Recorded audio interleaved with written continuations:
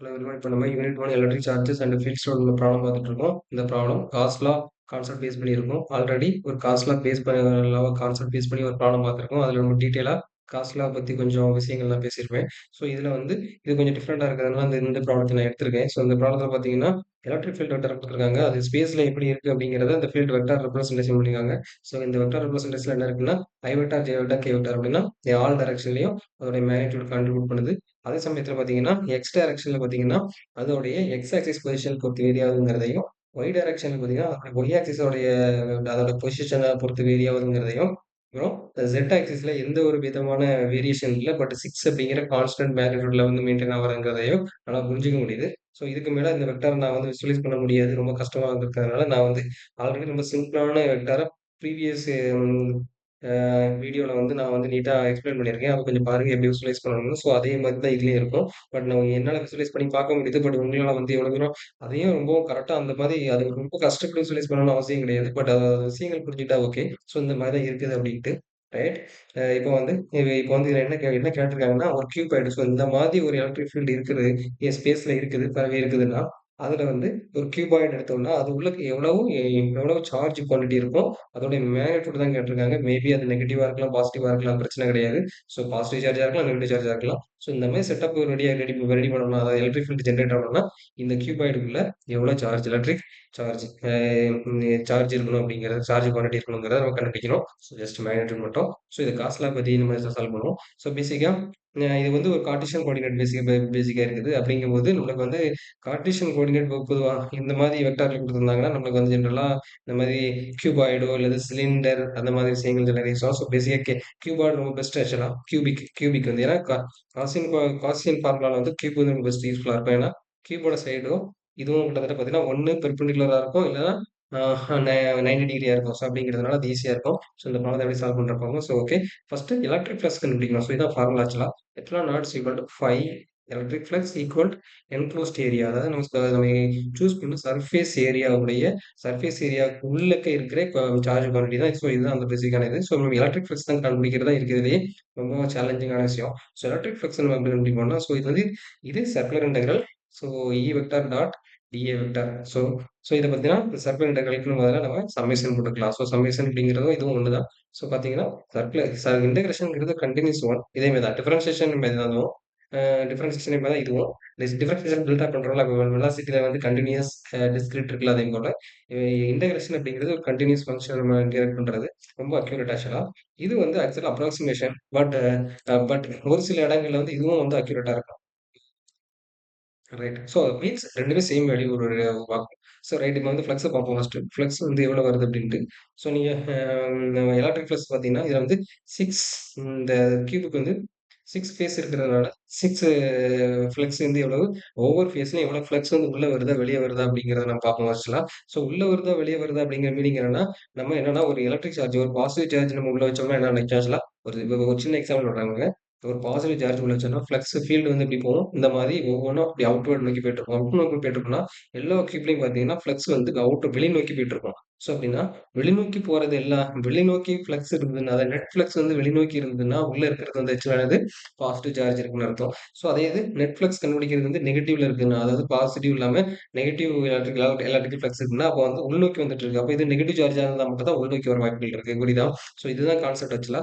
அதனால தான் நம்ம வந்து ஃபர்ஸ்ட் நம்ம பாசிட்டிவ் வச்சு நம்ம கண்டுபிடிச்சு நெகட்டிவ் வந்து ஆட்டோமேட்டிக்கா அது வந்து நெகட்டிவ் சார்ஜ் இருக்கு அப்படிங்கிறது நமக்கு தெரியும். ஸோ நீங்க நல்லா புரிஞ்சுக்கோங்க. இதுல வந்து இது ஒரு நான் ஒரு எலக்ட்ரிக் ஃபீல்ட்ல வந்து இந்த சப்போஸ் இந்த மாதிரி கியூபாய்டில் என்ன வச்சிருக்கேன், ஒரு charge quantity. So positive charge quantity நான் வச்சிருக்கேன், கியூங்கிற குவான்டிட்டி வச்சிருக்கேன். அப்போ என்ன ஆகும், ஃபீல்டு வந்து இந்த மாதிரி அதாவது அவுட்வர்ட் நோக்கி அப்படி ஃபுல்லாக போயிட்டு இருக்கும். அப்படிங்கிறதுனால நீங்க பார்த்தீங்கன்னா அப்போ அவுட்வர்ட் நோக்கி போய் வரதுனால எல்லா சர்ஃபேஸ்லையும் பார்த்தீங்கன்னா அதோடைய ஃப்ளக்ஸ் வந்து எப்படி இருக்கும்னா அவே ஃப்ரம் த, அதாவது அதுலேருந்து வெளியே போயிட்டு நோக்கி இருக்கும் ஆக்சுவலா. இந்த நம்மளுடைய கண்ட்ரோல் வால்யூம்ல இருந்து இந்த ஃப்ளக்ஸ் வந்து வெளிநோக்கி போயிட்டு இருக்கும். ஸோ இதை மேத்தமெட்டிக்கலா கரெக்டாக கேப்சர் பண்றது தான் நம்மளுடைய vector vector dot dot dot product வந்து யூஸ் ஆகுது. ஸோ வெக்டார் டாட் ப்ராடக்ட்ங்கிறது வந்து என்னது, எலக்ட்ரிக் ஃபீல்ட் வெக்டார் டாட் அதோடைய நம்மளோட surface area vector. So surface area vector அப்படிங்கிறது வந்து இந்த டைரக்ஷன் வைக்கிட்டு, ஃபார் எக்ஸாம்பிள் இங்கே பண்ணோம்னா இதோட அவுட்டர் டைரக்ஷன். ஸோ இதை பண்ணா இதோட அவுட்டர் டைரக்ஷன், இதை பண்ணா இதோட அவுட்டர் டைரக்ஷன். ஸோ இந்த மாதிரி டைரக்ஷன் உங்களுக்கு நம்ம புரியும் நம்புறேன் ஆக்சுவலா.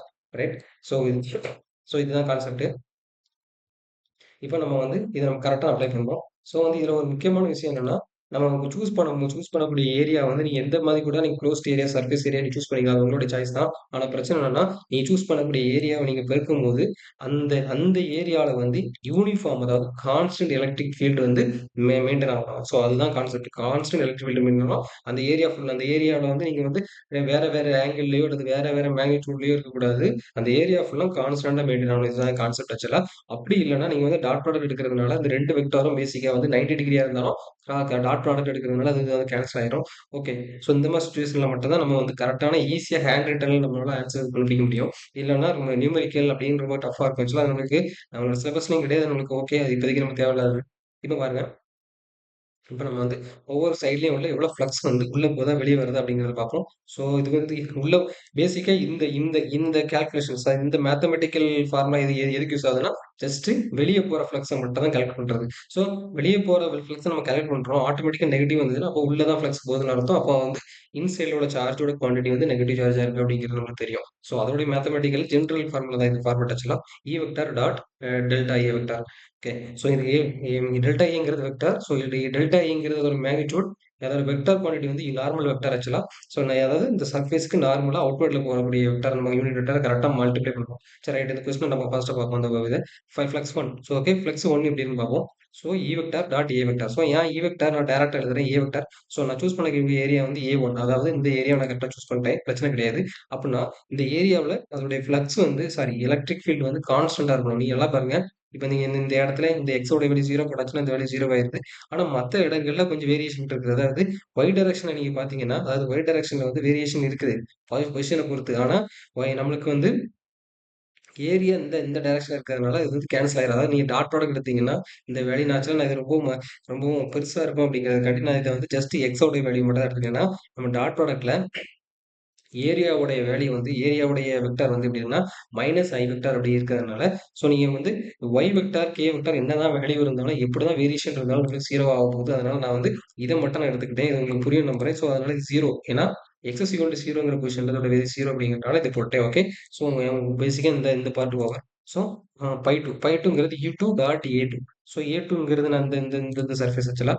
ஸோ இந்த இங்க எலக்ட்ரிக் ஃபீல்டு வந்து கிட்டத்தட்ட இந்த மாதிரி ஏதோ ஒரு எலக்ட்ரிக் ஃபீல்டு இருக்குது. ஸோ இதோட வேல்யூ இப்போ எக்ஸாக்டா பார்த்தோம்னா எவ்வளோ வேல்யூவா இருக்கும்னா 2க்கு பார்த்தீங்கன்னா எக்ஸுக்கு பதிலாக 2 பார்த்தீங்கன்னா எக்ஸோட வேல்யூ எவ்வளோ போடாச்சுன்னா 2 பதிலாக 1 போடணும் ஆக்சுவலா. ஸோ பார்த்தீங்கன்னா அதான் 1 போட்டிருப்பேன் ஆக்சுவலா. பாருங்க இதில் 1 போட்டாச்சுன்னா என்ன வேல்யூ வரும் உங்களுக்கு 1.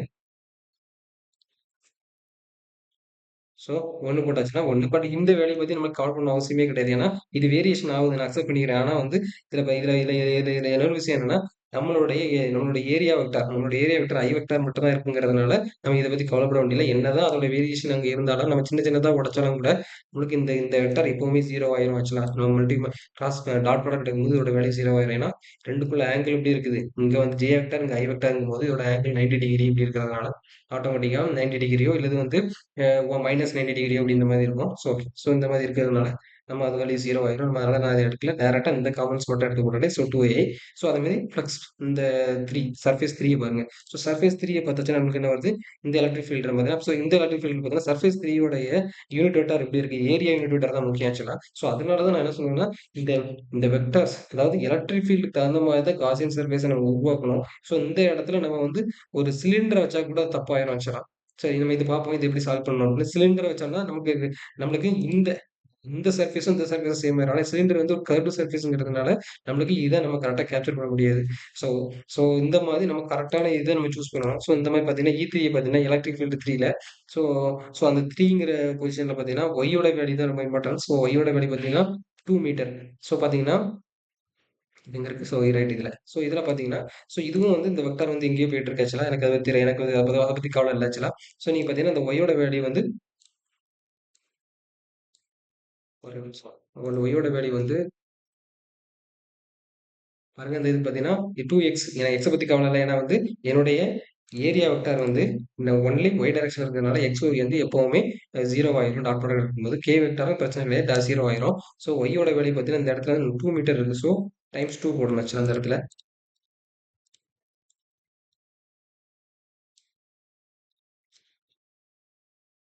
டைம்ஸ் 2. ஸோ அப்படி போட்டாச்சுன்னா 8. ஸோ 8 8 மைனஸ் ஜே வரும். ஸோ மைனஸ் 8 ஜே போட்டாச்சு. ஸோ அதோட வேல்யூ அப்படி போட்டாச்சு. இந்த வெக்டார் நீங்க வெக்டார் கரெக்டா மார்க் பண்றது தான் முக்கியம் ஆக்சுவலா. ஸோ அதே போல சிமிலர்லி கீழ நீங்க பார்த்தீங்கன்னா, ஒய்யோட வேல்யூ 0 அப்படிங்கிறதுனால இதோட ஆட்டோமேட்டிக்கா 0 ஆயிரும். ஸோ இந்த மாதிரி நான் இங்க போட்டிருக்கிறது வந்து இந்த விஷயங்கள் என்னன்னா, இது அவ்வளத்தையும் நான் ஒண்ணா தூக்கி போட்டோம்னா பெருசா இருக்கும். அது கொஞ்சம் கன்ஃப்யூஸா இருக்கும். நீங்க இத புரிஞ்சுகிட்டு கரெக்ட்டா நீங்க அந்த வெக்டார் நமக்கு ஏன்னா, நம்மளுக்கு இந்த இத பொறுத்தவரைக்கும் ஏரியா வந்து 3 அதாவது ஜே டைரக்ஷன்ல இருக்கிறதுனால, ஐல என்ன இருந்தாலும் நமக்கு கவலை கிடையாது. கேல என்ன இருந்தாலும் கவலை கிடையாது. ஏன்னா டாட் ப்ராடக்ட் எடுக்கும்போது 0 ஆயிரும் ஆட்டோமேட்டிக்காங்கிறதுனால அத பத்தி கவலைப்பட கிடையாது. ஜேல மட்டும் என்ன இருக்கோ அது கரெக்ட்டா நம்ம கான்சன்ட்ரேட் பண்ணணும். ஏன்னா, ஜே ஒரே டைரக்ஷன்ல இருக்கிறதுனால ஒரு காஸ் தீட்டாவோட வேல்யூ 0வா இருக்கும். ஸோ காஸ் தீட்டாவோட வேல்யூ 0வா இருக்கிறதுனால, காஸ் 0 வேல்யூ வந்து 1 அப்படிங்கும்போது அதோட மேக்னிட்யூட பெருக்குற மாரி இருக்கும் சிம்பிளா. ஸோ இந்த மாதிரி நீங்க எல்லாத்தையும் நீங்க கால்குலேட் பண்ணாச்சுன்னா, இதோட ஃப்ளக்ஸ் வேல்யூ, நெட் ஃப்ளக்ஸ் அதாவது இத வந்து இந்த கியூபாய்ட்ல உள்ள நெட் ஃப்ளக்ஸ் வந்து நெகட்டிவ் 12 வருது அப்படின்னா, கண்டிப்பா இந்த இந்த நெட் ஃப்ளக்ஸ் அப்படிங்கும்போது, இது வந்து உள்நோக்கி வருது. அது நம்மளுடைய நம்மளுடைய இடத்துல கண்ட்ரோல் வால்யூம்ல அதாவது கண்ட்ரோல் சர்ஃபேஸ் கரெக்ட்டா? கண்ட்ரோல் வால்யூம்ங்கிறதோட கண்ட்ரோல் சர்ஃபேஸ்ங்கிறது கரெக்ட். கண்ட்ரோல் சர்ஃபேஸ்ல அது வந்து உள்நோக்கி வருது. நம்மள நோக்கி வருது அது அப்படிங்கும்போது, இது நெகட்டிவ் சார்ஜா இருந்தா மட்டும் தான் நம்மளோட ஃப்ளக்ஸ் வந்து சாரி எலக்ட்ரிக் ஃபீல்ட் ஆப்போசிட்ல வர வாய்ப்பு இருக்கு. அதாவது ஆப்போசிட் டைரக்ஷன்ல உங்களுக்கு தெரியும்.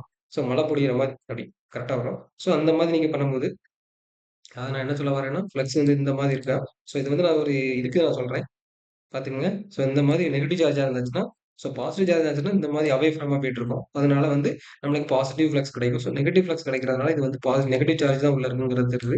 ஸோ பட் ஈவன் இந்த கணக்குல வந்து மேக்னிட்யூட் குடுக்கறதுனால ஜஸ்ட் மேக்னிட்யூட் 12 மட்டும் போடணும் அப்படின்னு மட்டும் எழுதணும். ஸோ இது போக அடிஷனல் இன்ஃபர்மேஷனா நான் என்னன்னா, இந்த ப்ராடக்ட் ஆஃப் 2 வெக்டார்ஸ் வந்து இது எப்படி ஒர்க் ஆகுது அப்படிங்கிறது கொஞ்சம் ஃபார்முலா போட்டுருக்கேன். ஸோ கூலம்ப்ஸ் லா, காஸ் லா. ஸோ ஏன்னா நான் இத திரும்ப திரும்ப எழுதுறேன்னா, இந்த லா வந்து தான் இது ரொம்ப ரொம்ப இம்பார்ட்டன்ஸ். இது தாண்டி வேற எதுவுமே பெருசா தேவைப்படாது ஆக்சுவலா.